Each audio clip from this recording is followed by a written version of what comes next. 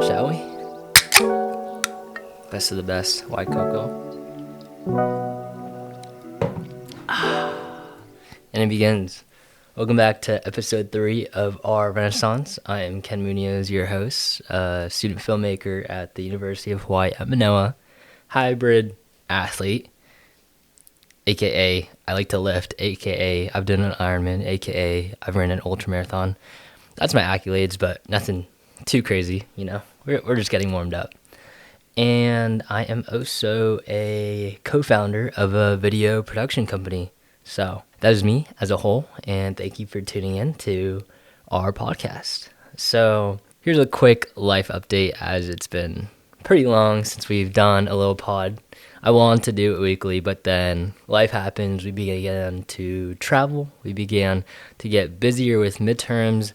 We began to just almost go full speed ahead. So now, within the last week, I've been taking a step back, getting a little closer to God, a little closer to the people around me, and now I feel ready to kind of give you a bigger life update because of everything that just happened.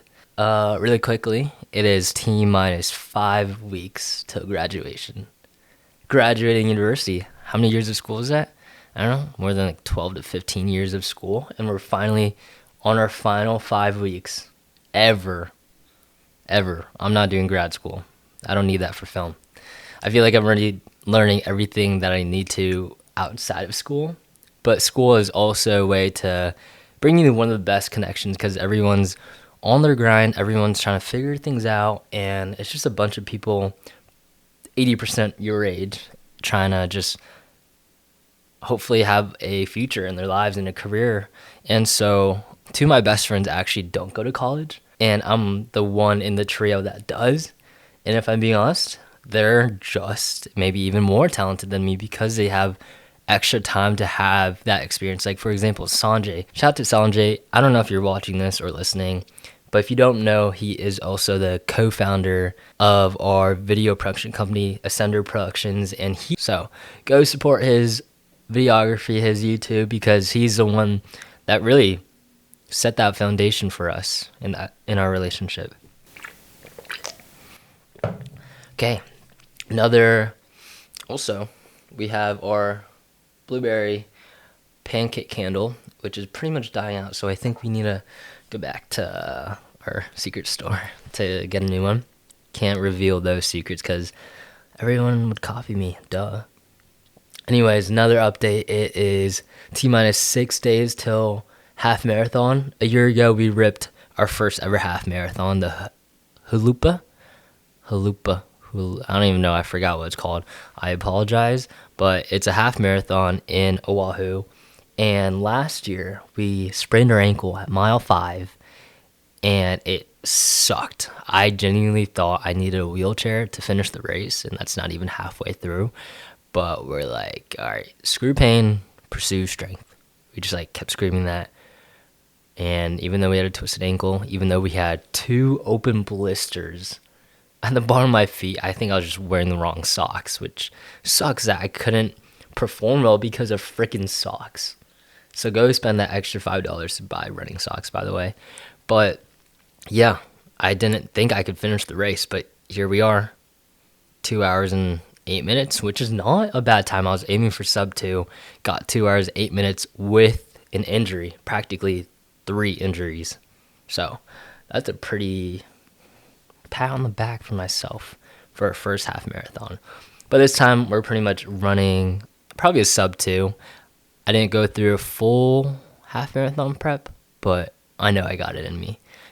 Recently the runs have been feeling really, really strong, and even though I have an IT band injury that I'm recovering from, the runs recently have shifted my mindset into you can do this. You can run easily a sub 2 half marathon. Last but not least, or 2 more really, really quick updates. I know I keep saying really, really quick, even though it's a whole story itself. Ironman documentary is coming out next month. It's a big project, and it's scary to honestly edit. It's scary because every single cut that you do just feels so important.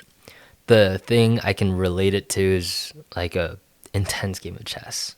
If you don't play chess, start now. Chess.com, get a friend, start. It's a really great way to keep your brain thinking and think of like good strategies and problem solving, but it just feels like it's so hard to put in words, but editing a long form project like a documentary that's over an hour about yourself too it's an unreal feeling because you already put in months of work just to complete the task of doing Iron Man, and now you're putting an extra prep to encapsulate the event itself. Encapsulate the months of prep plus the event, and now months of prep of editing into this one video. And I think of this as a lot of people have capstones, a lot of people have senior thesis projects, but I'm not doing that because, long story short, my idea didn't get chosen by the school. And honestly, I don't think the school liked my team. It was a whole thing. But personally and on paper, we would have had the Avengers of our major.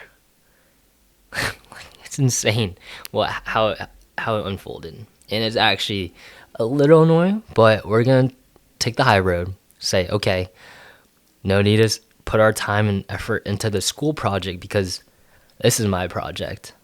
This is my senior project. And if there's anything, I didn't want to graduate without that project under my belt. I wanted something to be proud of as I graduate, and I'm working really, really hard on it. Day in, day out, every single day, I just put a little bit of time into it. And it's scary because we also need to plan out the whole event itself. Like, it's going to be an in-person premiere. I'm thinking DJ, red carpet, fun drinks, people, tickets, the vibe. And it's slowly coming together, but it's also really, really hard to balance all of that, plus client work, plus, everyone has a lot of work to do. So I'm not really a event planner myself. I'm going to try to get some help. But yeah, it's been a lot. I also hope these audio mics are working well because, I don't know, you probably noticed it that they're new. And they look so cool. The Rode mics, actually got it. Pause. I actually got it from Facebook Market today. I'm like, okay, I got the momentum of new mics. Might as well just record a podcast. It's like the feeling of getting new gym clothes and you just need to hit a fire pump. Hopefully you understand. If you're listening, you probably understand that. Anyways, last update, 75 Ascend, day 43. It's been a challenge, but the community is still pushing. I'm so freaking proud of all of you guys that are part of it. And if you're new to, like, I guess my channel or this podcast, we're doing a community 75 hard, which is following pretty much a set of rules for 75 days. And every single day, you're just 1% better from the person you were yesterday. And so today is day 43, more than halfway. That deserves a sip of white cocoa. Also, if you live in Hawaii and you haven't had this beautiful juice, this beautiful pure coconut water that just makes you feel like you're in heaven, you're really missing out. Anyways, time for the Q&A. I really don't know how this is gonna go. I just posted it this morning and see what people wanted to ask me. So again, I haven't looked at any of the questions and I'm just gonna answer them one by one, not in any specific order. Just again, Q&A. Let's see. Why am I a little nervous? Oh gosh, these are heat. This is a lot. Okay. Whew, I feel like I'm about to figure out a lot about myself and you guys are about to figure it out with me. So again, we're probably halfway through the pod, and thanks for tuning in. Thanks for clicking the video. But first question, I don't know if I'll say their name, but boom, hopefully I pop it up like right there if I don't get lazy. What's the longest distance you've ran? Straight up 50 miles, January 7th of this year. 50 miles with my boys, San Diego. Such a cool race and experience, and I posted a whole mini documentary about it, so go check that out. And again, we started the year with that, and we're just like, okay, we're just on a high of, I don't know, using that momentum to build upon other things in our lives. Next question. What has been your biggest learning experience to date? Excuse me. The biggest takeaway recently has been to go all in into your passions. And that's like the reason why you're tuning into this YouTube, because I wanted to create something that's bigger than me and something that I truly love and that truly fulfills my heart. Yeah, I'm going to try to keep the answers pretty short and sweet unless there's a good backstory behind it, so I could try to get through all of them. I don't even know how many questions there are, but we're ripping through them. This one's funny. This one's from my floor mate freshman year, and the question is, what is one thing you'd say to freshman year Ken move-in day at Lokalani? If you didn't know, Lokalani is those freshman dorms that are nasty at UH. But it's a great experience to just live as a freshman. So don't like not sign up for it, because you're gonna meet so many people, aka freshmen.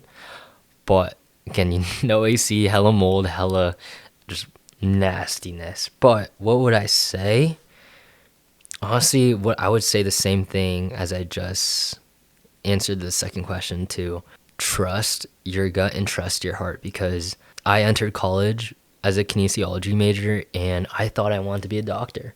I thought my passions laid in sports medicine and rehabilitation and just helping people in that way, but I was spending more time and effort into like figuring out how to run a video production company, how to land clients, I was cold calling 50 to 100 realtors a day and landed a wedding job. So no regrets, obviously, but I wish I had that reassurance of, okay, even though that you may not be fully supported at first, it's your journey that you need to focus on. Everyone has their own lives, everyone has their own problems, but at the end of the day, it's going to be your mistakes and your learning lessons, so might as well just trust what you have to think. And that's what I would tell my freshman year self. This is fun. Question number 4. Are there days you question if things will ever pay off? 100%. 101%. There are days, I wouldn't say full days, but there are moments and days where I always reflect, am I putting my time and energy into the right things? And those moments of doubts of whether I'm questioning will things pay off is only for a little bit, if I'm being honest, because usually when I do have those moments, I like to create a plan like right away, whether it's like on my notes or like just asking for advice from a friend. I like to just figure out a plan right away and go with that plan, because no matter what, you're gonna learn something from it. So yes, there are moments of doubt, but they don't really last long, because I know I'm putting a lot of my time, especially into my foundations of fitness, filmmaking, and faith. As long as I keep those 3 F's in my life and prioritize those things, then honestly nothing can, quote unquote, go wrong, because those are the things I'm truly passionate about and truly love. So, bang. What advice would you give someone who's trying to post fitness/life content? Let them. I'm reading a book called Let Them by Mel Robbins, which is a fantastic book and a fantastic podcaster and just a fantastic person overall. Her life story is pretty crazy. Overall, in summary, she was in debt $800,000. Bro, almost a mil. That's pretty nuts. But she started doing motivational speaking. Now she does a lot of scientific based podcast with a bunch of beautiful, amazing guests. It's this theory where you just have to say, let them, and then take a deep breath, and let me. Let them think whatever they want. Let them think you're corny. Let them think that you're wasting your time, because at the end of the day, like what I said earlier, it's up to you. You got to let me create what I want to create. You got to let me do my own thing, and you got to let me stay on my own path, because no one else will really understand you. There are people who will support you, and those are probably people who can relate to you. But on the other spectrum of people not liking your content, if you're scared to post because you think other people will hate on it or will talk poop about it in front of your face or behind your back, then you're focusing on the wrong thing, man. You should genuinely be focused on your craft and mastering that craft, and not be worried about the comments, even though I know it could play a role in dopamine or self-confidence or something, but stay in your lane and let them. Also, you should read that book, because it'll really dive into that theory. I just didn't want to fully go into it, but again, let them. Love the content, bro. What made you get into cinematography? Thank you. That means a lot, honestly. And cinematography and videography are two different things. Videography, in my opinion, is capturing the moments with no full context or intent. Cinematography is a fully intentional realm where before you even click the button, you have your shot in your head. Honestly, that took me a minute to fully understand, because I would call myself a videographer for the longest time, and then I started changing that into a cinematographer. And again, it also shows more professionalism. But again, to answer that question, what got me into it was the art of telling stories. I was in broadcast in my high school, and we won, honestly, humbly, a lot of awards because of our storytelling as a program. And myself, I actually have a student Emmy nominee under my name, which is pretty cool, my senior year, for my talent reel, and got a couple national awards with my broadcast partner back in high school. And that was a foundation of my storytelling. And now I just like to do the same kind of storytelling, just elevated cinematography. And also, I just saw so many people online that do it. So I'm like, why not me? Why can't I do that? So I did it. Someone said hair tutorial. Honestly, my hair is not the best right now, but I guess if you want a quick tutorial, after I shower, I kind of just scrunch it up like this, and it stays like that until it dries. And then there's this couple minutes where it's an opportunity window, and right when it gets a little damp/dry, you kind of have to part it in the middle really quick, and then boom. That's what happens. It's not science, man, but I think the ladies like it, hopefully. Do you cook? What's your best dish? Of course I cook. Ground beef and rice. Next question. What are your goals career-wise with filmmaking? It's interesting because I'm honestly already achieving my dreams as a 21-year-old. I'm living my dream life as a 21-year-old. And let me explain really quickly. I haven't hit my goals in my career yet, but I am on the journey of achieving them. And so the journey itself is already living the dream. But goals really quickly is just to, one, grow this personal branding with using my skills like videography or cinematography. Try to trick you there. And then also just run up my video production company with my best friend and just bring people along that I truly love and fully trust in. So if I could provide for other people, if I could provide a whole job and a whole person's salary through my business, oh my gosh, if they could feed their families because we are able to provide that for them, that is one of my goals through my business. These are so silly. Am I single? How would you start with running if you had to start over from the beginning? If I could start my running career all over again, and I started last January, so it's been a year and 4 months. Whoa, did a lot in a year and 4 months. Anyways, I would just have fun with it. I would also track time on feet compared to my pace, because I know a lot of runners, especially me, especially me having that, I don't know, slight ego, if I'm being honest. Like, I don't want to post something on Strava if it looks super slow, but I need to put that ego away and just run my miles, run my zone 2 miles. 80% of your run should be zone 2. And if you don't know what that is, just slow. Look it up, but it means slow. And once you build up that endurance, then it'll just slowly compound over time. So, favorite Filipino dish. I'm pretty, unfortunately, whitewashed, but I can understand Tagalog. Kumusta po? Anyways, my favorite Filipino dish, I'll go dessert. It's turon, which is pretty much like a fried banana. It's super sweet, super yummy. I could probably eat 20 of those. But again, I don't really have Filipino around me because all I eat is ground beef and rice. What do you use to recover after a long day of training? Supplements and things as well.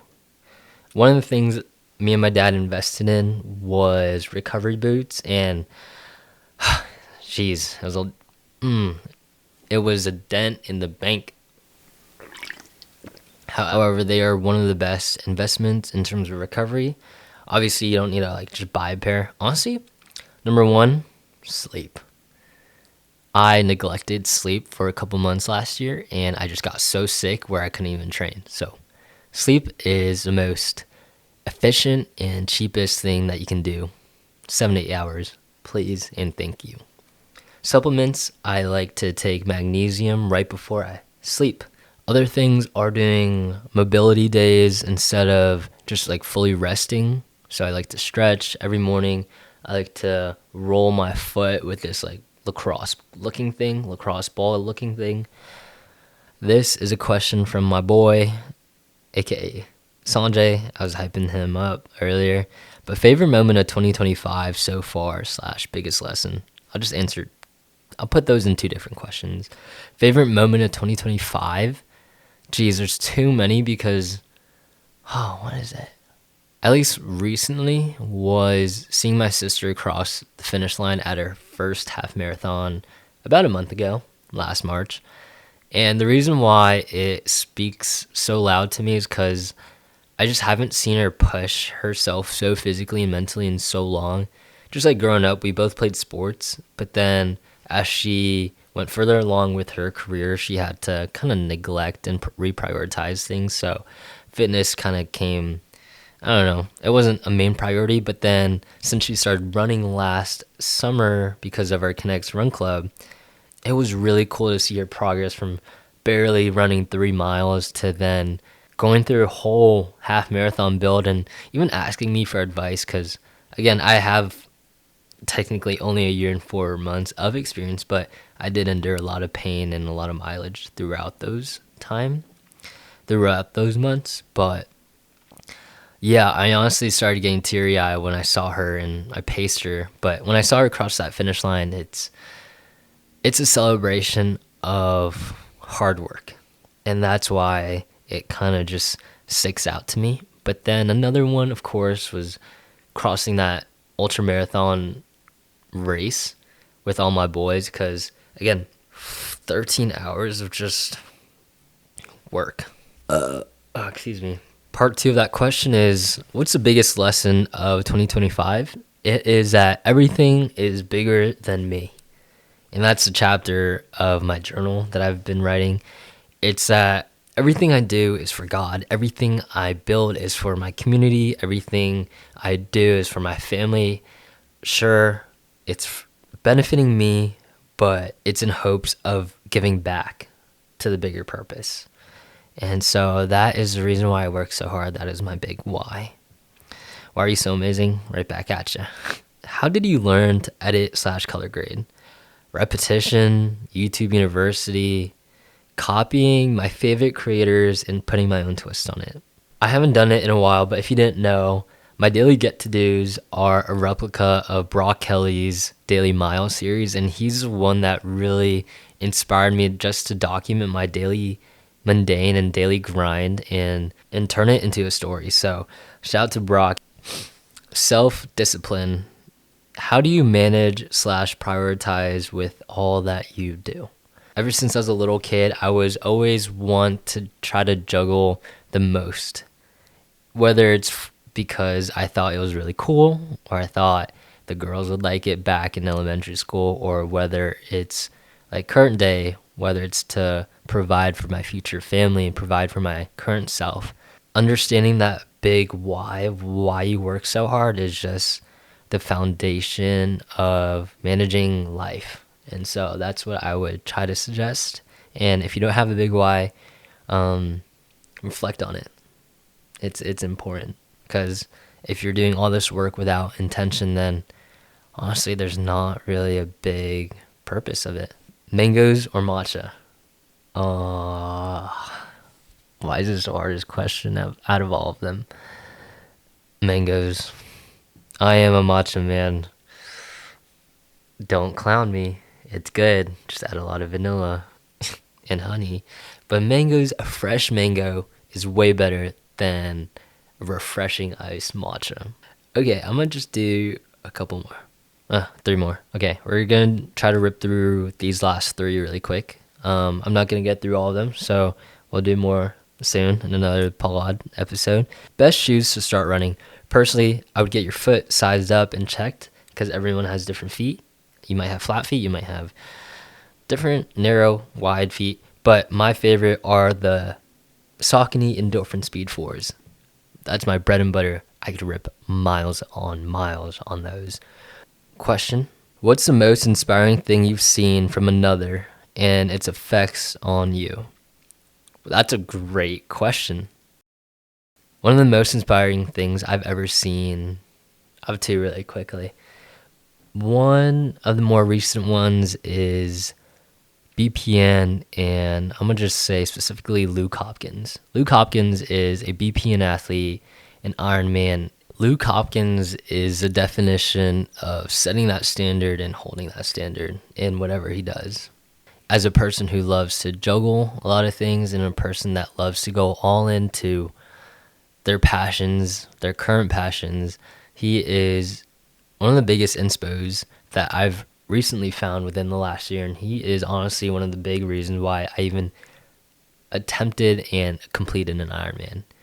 And so shout out to Luke, and shout out to everything that he's documented and built over the years, as he was, again, just a college student like me a year ago now, and now he's living his life. And I can also appreciate, even though I've never met him, I already know the way he acts on camera is the same way he acts in person, because I've seen it in comments, I've seen it, I don't know, you can just tell. I think the reason why Luke is so successful is because he is that genuine human being. He knows how to make other people smile, he knows how to make himself smile, and he is one to also put in the work. So yeah, it's really cool to see someone like him. And even though, again, I haven't met him, but I almost look up to him as that older brother. Last question: what's the key to maintaining good habits? I think it all starts with the night before. The night before you wake up, you have to, or at least I do, I like to set a to-do list for the next day. That alone is already a fantastic habit to have, because once you wake up, there's no overthinking of what I should do next. Once you wake up nice and early, you have a morning routine that personally I like to do, and I think you should start incorporating if you don't have one. And that foundation of doing the same things over and over every single morning will kind of put you in a good mental space. Pretend, for me, I like to read the Bible, I like to stretch, I like to journal, I like to read. And those 4 things as I wake up, honestly, allow myself to slow down for a moment right before the storm. Because the day is a storm. It's nonstop. Calls, texts, emails, meetings, whatever, school, work. Everything you have is a storm.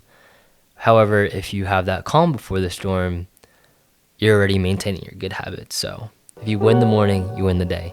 All right, that's going to wrap up episode 3 of our Renaissance. Thank you guys for listening. Take care. Godspeed. And as always, rise and ascend.